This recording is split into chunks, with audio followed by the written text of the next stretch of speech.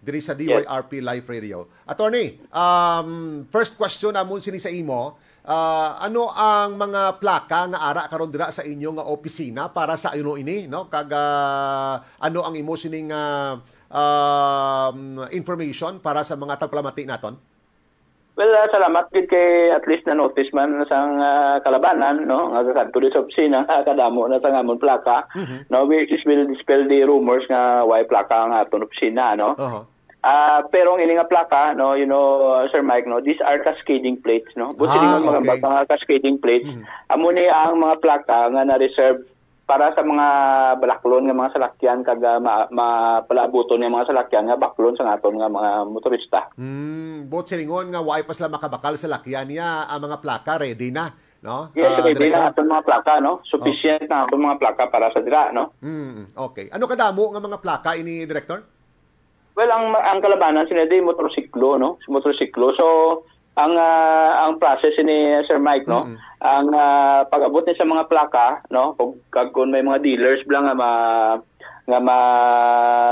may ginbakal ka sa dealer, by a certain dealer, yes, maatag na sila transmittal sa amon, no, maatag na sa transmittal like 30 ka bilog, no. So ipadala na nila balan mo, Sir Mike, no, para man sa ibalo sa publiko, ang system ang ga-assign sang plaka, no, ang system nato ang ga-assign. Okay. So kung silingon, kung pasbis is ikaw isa ka dealer, no, may 30 ang ginbakal si mo sa ini nga week, no, ang na-assign nga plaka sa mga salakyan na ginbakal, i-transmit mo na sa amon kag pangitaon na mo na sa mga boxes, no. So it's not as simple as pag-abot sang mga boxes, ipadala naman sa certain dealer ang 30 ka box or ini 20 ka box.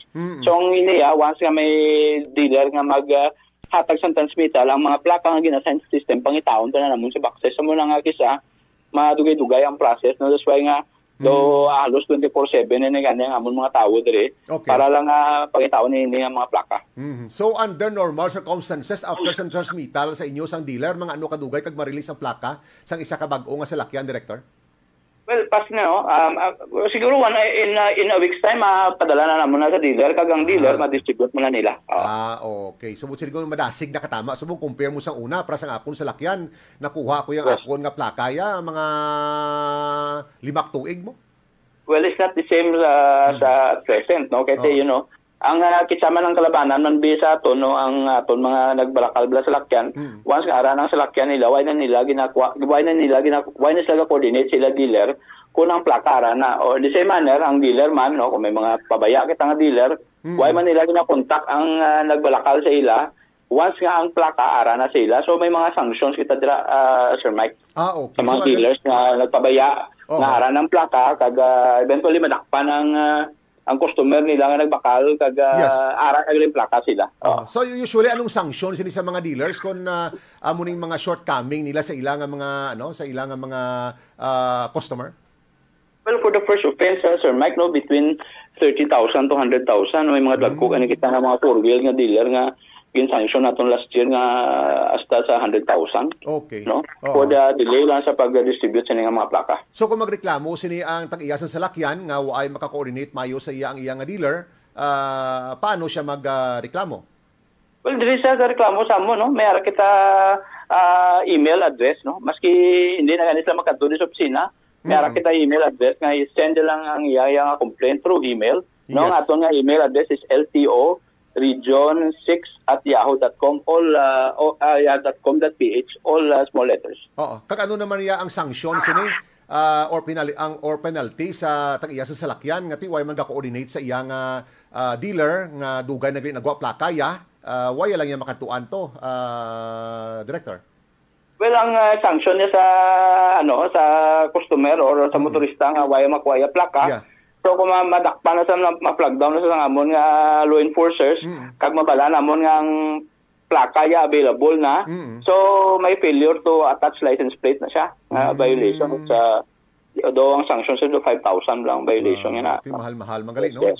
Yes. So pero sinuog niya ang may dominant nga responsibility between sa dealer kag sa tag-iyasan sa lakyan kung license plate ang paghahambalan. Well, supposedly, no, ang dealer, no, kaya once nga ipang mabalance ang sang customer no or motorista ang ara na yung plaka once na hindi siya pag-inform sa dealer. So once nga ara na yung plaka sa dealer, may mga recording na sila kung may mga recording na sila nga to prove nga na-inform nila ang ilang mga customers kay eventually depende man na nila kung may magreklamo nga customer nga ina-inform na kagani sang last month pa why mo lang igual ko plaka na man. Oo, kag hindi man niya basta-basta marason ina yan ni owner no nga why siya ma-inform sang iyang nga dealer. Ang punto niya nga kung madakpan siya ma-plug down siya sa dalan, responsable gid siya. Kag posible nga may penalty gid siya nga pagabatunon. Yes, because of the number of sanctions no kag mga show cause orders nato nga gina-issue Sir Mike sa mga dealers no siyempre katanda man mga dealer kay gina-penalize man sila mo. May mga fines and penalties. So kung ikaw ang manager sa isa ka dealer kag in-fine ikaw kag ma-found out ka sa management nga ikaw ang pabaya, siyempre charge na sa imo. Hindi gani palinon ka pa sa imong company, no? Yeah. So, amo na nga aton mga because of these sanctions, because of these show cause orders, ang aton mga dealers, no, gina-document man na nila ang ilang pag-inform sa ilang mga customers, no, kung saan nagabot ang plaka, kag kung nagabot ang plaka kagawagin ko asang customer, depensa na nila diri sa mga show cause orders pag in-issue sa LTO. Okay, yes. So next question, Director, no? Ako gid mismo nakasunod sa isa ka salakyan, isa ka sedan kahapon sang aga somewhere diri sa may Tabukan, Mandurriao nga tingala ko ulpilan siya nagpreno kag ako na alang man ako no may lang gani kiti hindi madasig dalagan ta. Ang rason gali nga nagpreno siya gulpi kay naalangan man siya sa ginasundan niya nga motorsiklo nga ang nagaangkas asawa and then ang nagadrive ba na ang sa tunga nila amo nang ginakungkong yang nga infant no. So nag-isi-isi kuno ang motorsiklo pero nabalansi man sang bana probably sa hulag sang iyang asawa sa likod nga naghatag man sa driver sang sang discomfort because sang hulag sang ilang bata. Ano ini Director ang stance ng LTO regarding sini nga circumstansya man? Well, sige, kung makita mo, Sir Mike, no, ang aton law enforcement, siguro very active, no? Kasi sa gabi nga may mga night operation kami, kag isa sa kinatutukan nato ng mga motorcycle riding nato nga mga motorista, na kasi no, mga kabataan, very dangerous, no, kasi, may ara kita layi nga RA 10666, no? Okay. Children Safety on Motorcycles Act of 2015 pa ni, no?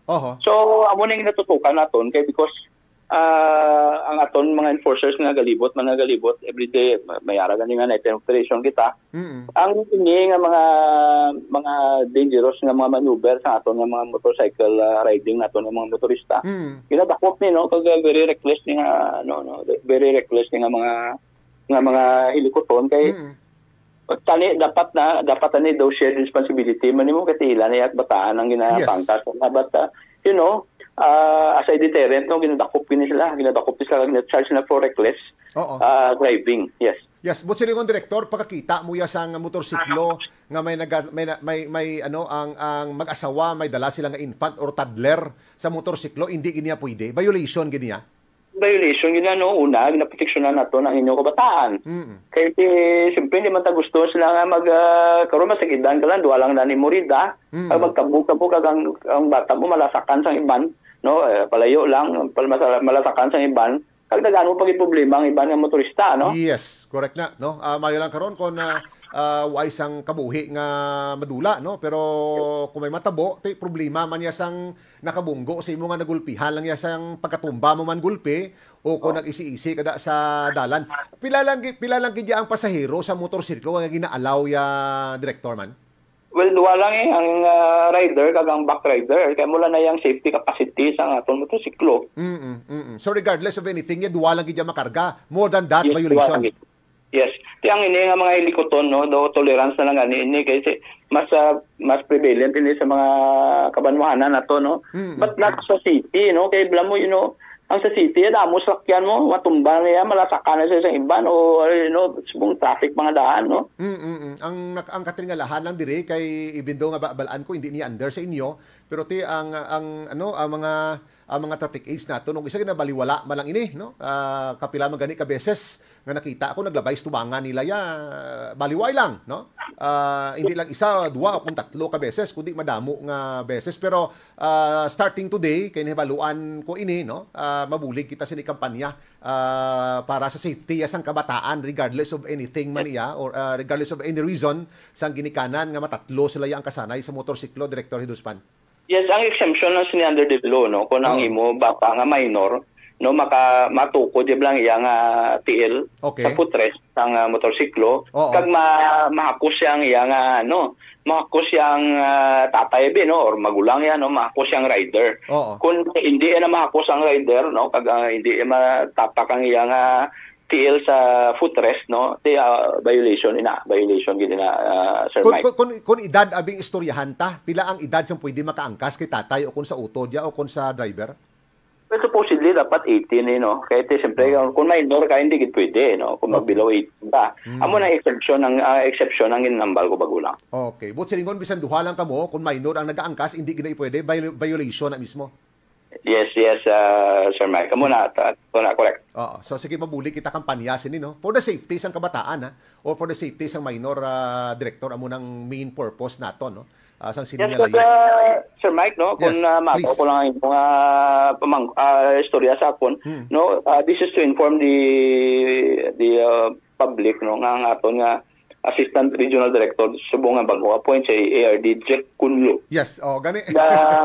Nabalita lang na. Damo actually, no, ang ilang mga naka-mention ikaw kina sa mga traffic enforcers lang, you know, tolerate na baliwala lang nila. Damo kita actually insights, no, nga makuha kay Sir Jack, because he was on the ground, no, for so many years, no, as head of the Traffic Management Office ng Iloilo City. So I'm looking forward actually to working with him, no, kag ang mga insights nga ihatag ya. Very valuable gid kag helpful sa opisina naton. And I know you will be working hand in hand kadwa, very effective, no, kay balaan ko chemistry nyo gasantuanay gid, no, kag amo nang kinahanglanon sang bilog nga Western Visayas ang director kag ang RD, no, kag ang ARD nga nagasantuanay ang dalagan sa ila pensar kag Balatyagon everyday nga ini sila naka-function sang ila nga mga respective positions sa Director Hiduspan. Director. Yes, thank you very much, sir. Thank you very much, no, kag pangayogi ko nga i-support man si Jack, no. The same manner nga din support mo ang akong liderato as regional director sa Region 6. Okay, Director.